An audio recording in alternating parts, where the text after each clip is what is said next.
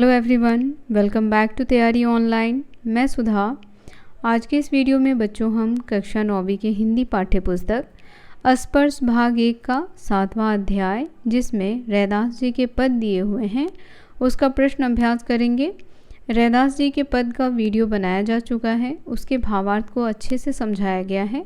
बच्चों, यदि आप लोगों ने उस वीडियो को अभी तक नहीं देखा है तो उसे अवश्य देखें। देर न करते हुए प्रश्न की ओर बढ़ते हैं। पहला प्रश्न हमारा है, पहले पद में भगवान और भक्त की जिन जिन चीज़ों से तुलना की गई है उनका उल्लेख कीजिए। तो बच्चों, यहाँ भक्त जो रैदास जी हैं वो क्या कहते हैं? वह भगवान से कहते हैं, हे प्रभु, तुम चंदन हो और हम पानी हैं। तो भगवान को चंदन कहा गया है और सुई के लिए उन्होंने पानी शब्द का प्रयोग किया है। उसके बाद कहते हैं, हे प्रभु, तुम घन वन हो और मैं उस वन में नाचने वाला मोर। फिर कहते हैं, हे प्रभु, तुम चंद्र की तरह हो और मैं चकोर की तरह, जो चांद की सुंदरता को एकटक निहारते रहता है।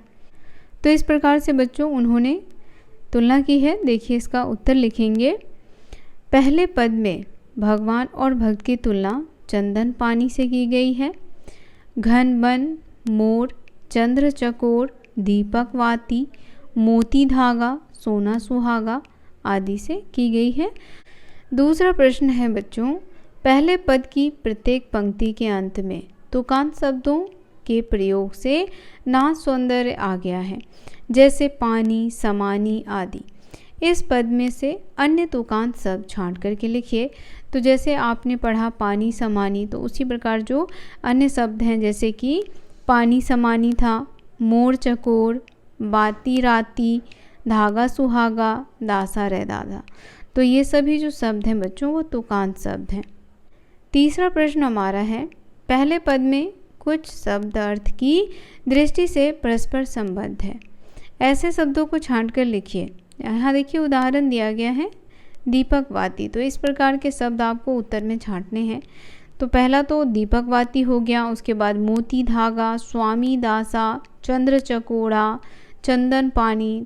चौथा प्रश्न बच्चों, दूसरे पद में कवि ने गरीब निवाजू किसे कहा, स्पष्ट कीजिए। तो किसे कवि गरीब निवाजू कहते हैं? देखिए, उत्तर लिखेंगे। दूसरे पद में गरीब निवाजू ईश्वर को कहा गया है।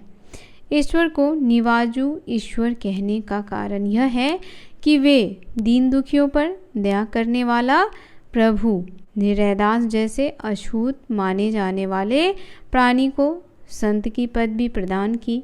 रैदास जन जन के पूज्य बने, उन्हें महान संतों जैसा सम्मान मिला।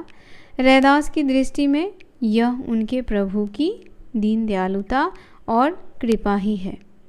पांचवा प्रश्न है बच्चों, दूसरे पद की जाकी छोटी जगत कऊ लागे, तापर तुम ही ढरे। इस पंक्ति का आपको आशय स्पष्ट करना है।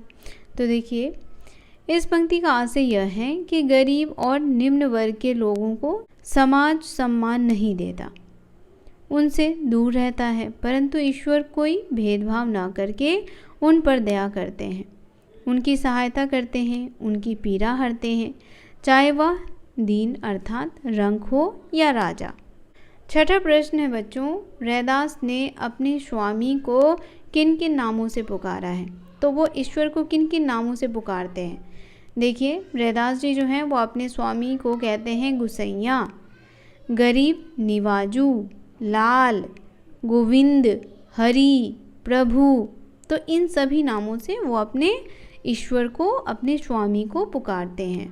सातवां प्रश्न है, निम्नलिखित शब्दों के प्रचलित रूप लिखिए। अब यहाँ कुछ शब्द दिए गए हैं बच्चों, मोरा, चंद, बाती, ज्योति, बरय, राती, छत्रु, धरय, छोटी, तुही, गुसाई। तो अब आपको क्या करना है कि इनके प्रचलित जो रूप हैं, जैसे मोरा, मोरा किसके लिए प्रयोग किया गया है? मोर के लिए। चंद किसके लिए प्रयोग किया गया है? चांद के लिए। बाती, बत्ती के लिए प्रयोग किया गया है। उसके बाद है ज्योति, ज्योति के लिए प्रयोग किया गया है, ज्योति यानी प्रकाश। उसके बाद बड़े, जलने के लिए। दिया जैसे जलता रहता है, बढ़ता रहता है। उसके बाद है राति, रात के लिए प्रयोग किया गया है। छत्रु, शत्रु के लिए प्रयोग किया गया है। धरय, धारण करने के लिए प्रयोग किया गया है। छोटी, छूत के लिए प्रयोग किया गया है। तुम ही के लिए प्रयोग किया गया है। और गोसाई, गोसाई यानी स्वामी के लिए प्रयोग किया गया है। तो ये हो गया प्रश्न संख्या 7 का उत्तर। 8वां प्रश्न है, नीचे लिखी पंक्तियों का भाव स्पष्ट करें। देखिए बच्चों, पंक्तियाँ दी गई हैं। पहला है जाकी अंग अंग बास समानी। अब इस पंक्ति में कवि क्या कहना चाहते हैं ये आपको बताना है। तो यहाँ कवि जो हैं वह कहते हैं जैसे चंदन के संपर्क में रहने से पानी में उसकी सुगंध फैल जाती है, उसी प्रकार एक भक्त के तन मन में ईश्वर भक्ति की सुगंध व्याप्त हो गई है। दूसरी पंक्ति है जैसे चितवत चंद चकोरा। तो यहाँ कहते हैं जैसे क्या है, चितवत चंद चकोरा, जैसे चकोर जो है वो हमेशा चांद की तरफ देखता रहता है, ताकता रहता है। तो इस पंक्ति का भाव कैसे स्पष्ट करेंगे, तो लिखेंगे आप, इस पंक्ति का भाव यह है कि जैसे चकोर पक्षी सदा अपने चंद्रमा की ओर ताकता रहता है, उसी भांति मैं भक्त की तरह सदा तुम्हारे प्रेम पाने के लिए तरसता रहता हूँ। प्रश्न है बच्चों, जाकी ज्योति बरे दिन राती। तो यहाँ रैदास जी कहते हैं ना कि प्रभु जी तुम दीपक हम बाती। तो वो स्वयं को बाती कहते हैं जिसकी ज्योति जो है वह दिन रात जलती रहती है, यानी समस्त सृष्टि को प्रकाश देती रहती है। तो इसका भाव आप इस प्रकार लिखें। इस पंक्ति का भाव यह है कि कवि स्वयं को बाती और ईश्वर को दीपक मानते हैं। ऐसा दीपक जो दिन रात जलता रहता है, अर्थात प्रभु भक्ति की लौ सतत जलती रहती है। अब देखिए चौथी पंक्ति है बच्चों, ऐसी लाल तुझ बिनु कौनु करे। यानी कि हे स्वामी तुम जैसा प्यार मुझे कौन करेगा। देखिए लिखेंगे, मेरे लाल, मेरे स्वामी, मेरे ऊपर इतनी कृपा आपके अलावा और कौन कर सकता है। मुझ पर आपकी कृपा सदैव बनी रहती है। और 5वां जो पंक्ति है वह है, नीचहु ऊंच करे मेरा गोविंद काहू से न डरे। तो यहाँ पे नीचहु ऊंच किसके लिए कहा गया है, कहते हैं कि हे प्रभु मैं तो नीचे कुल का हूँ, लेकिन आपकी भक्ति और आपके प्रेम ने मुझे नीची जाति से ऊंची जाति का बना दिया, मुझे वो सम्मान दिया। देखिए इस पंक्ति का भाव यह है कि ईश्वर हर कार्य को करने में समर्थ है। वे नीच को भी ऊंचा बना लेता है। उसकी कृपा से निम्न जाति में जन्म लेने के उपरांत भी उच्च जाति जैसा सम्मान मिल जाता है। 9वां प्रश्न है, रैदास के इन पदों का केंद्रीय भाव अपने शब्दों में लिखें। तो बच्चों इसे अपने शब्दों यानी कि संक्षेप में आपको बताना है। देखिए रैदास के पद भक्ति एवं प्रेम के सर्वश्रेष्ठ उदाहरण है। भक्तिकालीन युग के रैदास भक्ति से प्रेम एवं समानता के पक्षधर हैं। उनका पहला पद उनकी भक्ति एवं श्रद्धा सहित समर्पण भाव को दर्शाता है, जबकि दूसरा पद प्रभु के माध्यम से सामाजिक समता की मांग करता है।